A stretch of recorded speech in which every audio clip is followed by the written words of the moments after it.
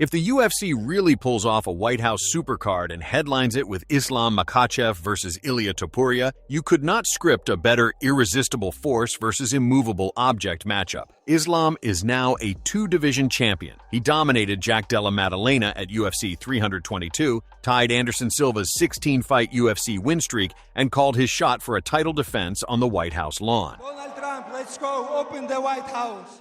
Topuria is the undefeated wrecking ball who left Alexander Volkanovski, Max Holloway, and Charles Oliveira all unconscious in back-to-back title fights at 145 and 155. Right now, a lot of fans feel the welterweight division has interesting names, but no one who truly threatens Islam's system the way Topuria does. Shavkat, Prats, Morales, Bilal, they are all problems. But Topuria is a champion with a finishing streak, momentum, and a style that directly pokes at Islam's few real gaps.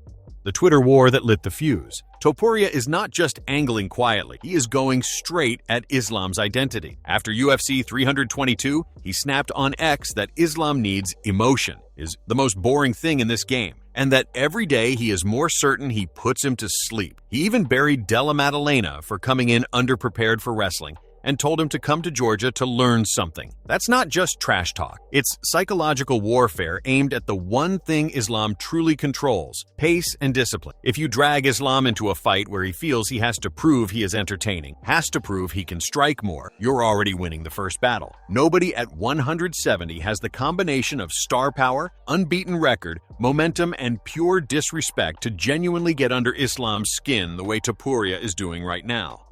Islam's game at 170, dominant but not flawless. At welterweight, Islam looks massive. Against Della Maddalena, he landed around 3/4 of his total strikes, completed 4 takedowns, and logged almost 19 minutes of control over 5 rounds. It was a comprehensive shutout. Technically, his template is clear: measured pressure, calf kicks to slow opponents, long straight shots from southpaw, then a level change into trips or body lock takedowns. Once on top, he smothers, floats, chips away, and mentally breaks opponents. Still, the holes exist. They're tiny but real. He is hittable in transition when exiting straight back. He can be forced into slower entries when he respects an opponent's power, and when he's forced to chain wrestle without settling, his pace dips just enough to give elite strikers confidence.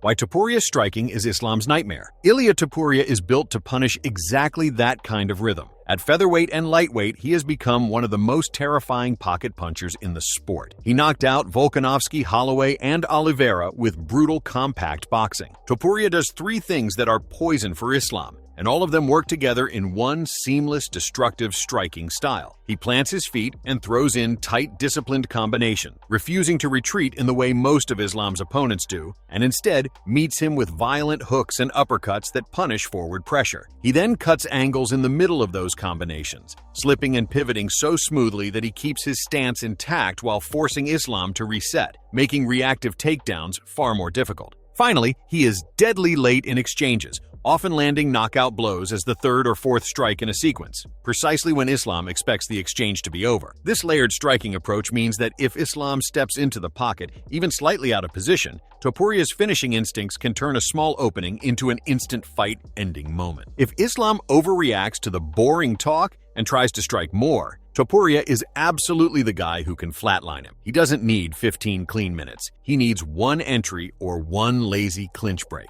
The anti-wrestling nobody talks enough about. People focus on Topuria's knockouts, but his wrestling is criminally underrated. He outgrappled Bryce Mitchell, outscrambled Josh Emmett over 5 rounds, and has early career submission win. He defends takedowns the way you must against Islam by fighting grips early and refusing to let the body lock settle, immediately building to his feet so he can scramble first and defend later, exactly what Volkanovski showed, and even threatening with his own takedown attempts to force respect and keep Islam from pressuring freely. At welterweight, Islam is stronger, but his entries are also slightly slower. A compact powerhouse like Topuria can turn those slower shots into sprawls, broms, and nuclear counters. Repeated resets are Islam's nightmare scenario.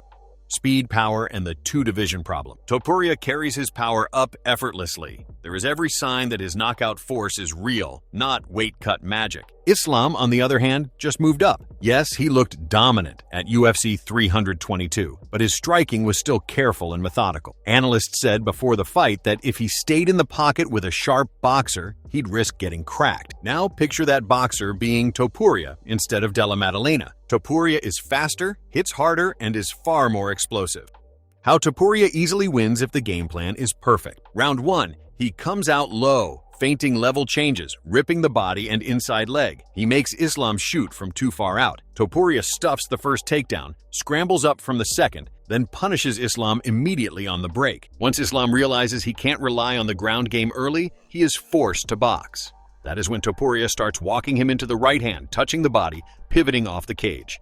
Then comes the kill sequence. Right hand, left hook, right hand again. Islam drops. The crowd explodes. If this script happens, people will say Islam never had a chance. The truth is that Topuria forced him into the one type of fight where he loses.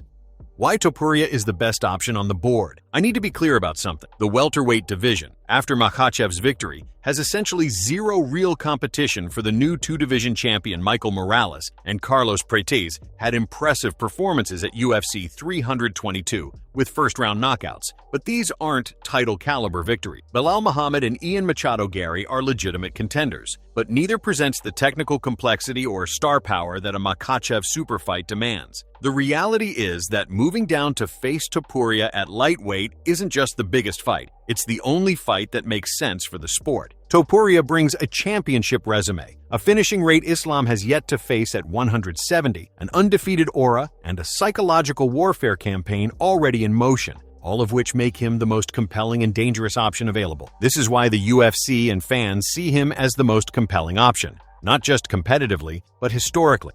The reality check. How Islam still wins. Islam is not some basic wrestler. He's a generational grappling savant and the most dominant fighter of this era. If Topuria's footwork gets sloppy, if he overextends, if he lets his back hit the fence, Islam can drown him. He can chain wrestle, suffocate, and erode everything that makes Ilia dangerous. So, yes, Islam can absolutely still win. But if you're searching for the one man who can flip the script, expose the microscopic gaps in Islam's game, and create a legendary upset on the White House lawn, it's Ilia Topuria. This brings us to the end of the video, and if you like what you see here, drop a subs for us. We land a ton of MMA videos every day. Be marvelous, be safe,